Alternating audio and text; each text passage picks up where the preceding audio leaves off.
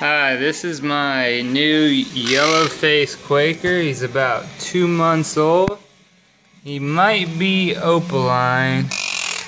I don't really know the difference. I've seen a paid one and a pied one, in the local parrot shop, and he looks very similar to that. Come here, I want y'all to see the color on him. It's really beautiful. And he's 2 months old. He weighs almost 130 grams. The lady I got him from really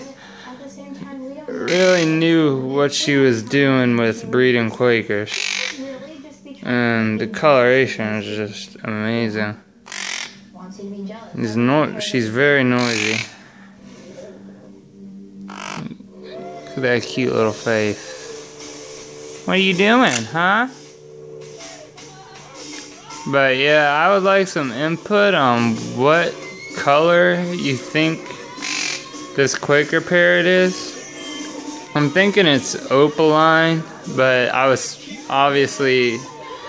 bought her as just a Yellowface, but I don't really know the difference and would like some input on what y'all think. Thank you very much.